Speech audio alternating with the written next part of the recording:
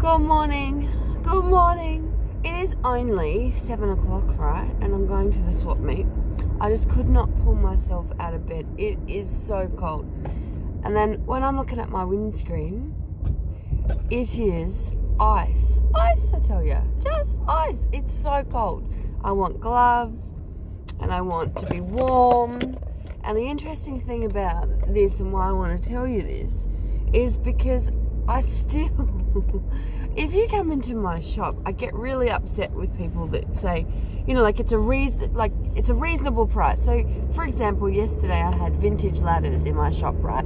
Now, a vintage ladder when I first started will cost you $110. Down the Guildford Strip, although they are amazing ladders as well, they were $150, $160, $180. You can pay way more for there's no heat coming out of this car, for items, right? But yesterday I had two ladders in my shop. One was $85 and it was a good ladder, and I had another one at $65, and the person wanted to buy two of them. Now, the unfortunate thing with me in my shop is I consistently make the cheapest price first. I do my best price. I try to think, what price can I do? Because I want the everyday person to be able to buy treasures. Oh my God, I can't talk. Backstory on that is, once upon a time I was a single mum and I was just getting into vintage, but I didn't know that's what it was called. I was just trying to bring my nan close to me. I was going through a very, very hard time. I didn't expect or see that I would ever be a single mum, and I took a very, it was the hardest thing I've ever gone through. So as I was looking for vintage, I joined some Facebook groups and I started collecting, and it was for my own house. But the way my brain works is, as I'm buying from other people, or no, it wasn't even buying from other people, I would go to antique and vintage shops.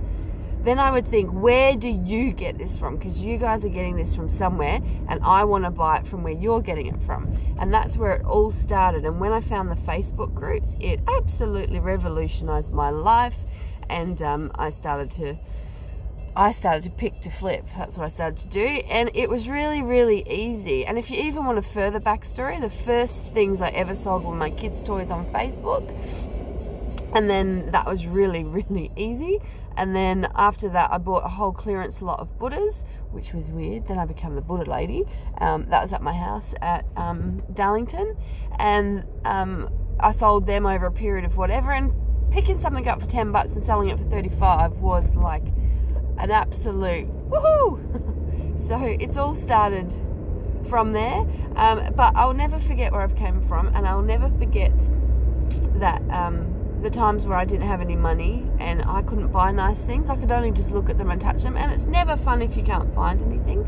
So I've always decided to be the everyday people shop, not the hoity-toity richy rich, because I'll never be that. I can have the same things as those and you will never ever pay that price. In fact, I have a beautiful guy that works with us at the shop, a bit cheeky actually, Mal, and he just had some cameras in the shop. Now, he was too cheap. He had like one of the folding brownie cameras, and he had I can't see out of my back window, which is a bit of a dilemma.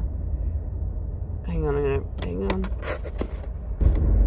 Anywho, so Mal had some cameras priced in his shop. One was a box brownie and he had it for $12, and the other one was a folding brownie and he had it for $35. And I've said this to another lady who had a Hornby train set. I was like, those prices are far too cheap, and if you don't put them up, I'm going to buy them. And they're like, no, they're like me, no, that's a fair price, that's a good price, oh, it's okay. I'm like, no, I'm telling you, if you don't put your price up, I'm going to buy them. So Mal put his $12 camera up to $22. I can still buy it at $22. And then he put his folding brownie up to $85. So I was happy with both of those things, because, you know, there's a thing called making it a fair price and there's a thing called giving it away. So back to the swap meet and back to my journey this morning. I didn't want to get out of bed at all. It's freezing cold, like ice on the window. Only now, as I'm driving, there was still ice, and it's all gone now. And I can actually see out my windows. I couldn't even see. I was just driving just then, and I cannot see out of my back windows or my side windows. And luckily, because it was a rust colour car that went past me, and I didn't see him, and I was going to take a punt and just pull over, and instead I made all my windows clear by staying in the same lane, and yeah, made the move to the next lane safely. So it's freezing. I want gloves. I've got a long sleeve shirt on. I have leggings on. I have long knee-high bed socks on. I have Ugg boots on that go up to my knees. I have got a dress on, followed by a thick cardigan, the thickest one I had, followed by a shruggy thing, like a, what do they call them, a shawl, followed by the biggest scarf you've ever seen in your life, which actually I look like a bloody Eskimo. And it's late, and we've got an auction today, and I have to view it. So I've only got 40 minutes maximum at this auction, and if I'm late, Jason will kill me. And it's already 9:10. So when you ask what's the cheapest you can get for that, I suggest you do what we do. Get up early when it's cold, walk, like drive to a swap meet. You have to spend at least 2 hours walking around, touching, feeling. Then you gotta load it all into, you gotta carry it all, you gotta load it all into your car. Then when you get home, you've got to sort through it, clean it. You've got to, if you're not good at it, you have to look it up online and see what it goes for, what it's worth, if you don't know that. Then you've got to individually take photos of every single item. This is if you're going to make money, actually. Yeah, anyway, and then you've got to upload. Then you've got to be home for people to come over, or then you've got to ship it, make special trips to the post office. Or the other thing is, if you're buying it for yourself, you've got to do all of that, and you're not guaranteed to find anything. We're treasure hunters because it's like the lottery, and you just actually never know what you're going to find at any given time. So that's why you pay the price, because we have given you a shop to look at. It's all the good stuff. We've picked through the shit and we've put in the good stuff. We've cleaned it. Sometimes I haven't cleaned it, actually, because there's rules about, some people like it clean, some people don't. But if it's not cleaned in my shop, it is cheap. Man, we are cheap and cheerful. So like the ladders I sold yesterday were $65 and $85. Actually, the smaller one, medium, is $65. And I just always make it that price anyway. And they bought both of them, mind you. Bought both of them. Yeah, they bought both of them, and but she did say, oh, if we buy both, can we have a cheaper deal? I was like, no, because I've already made it cheaper.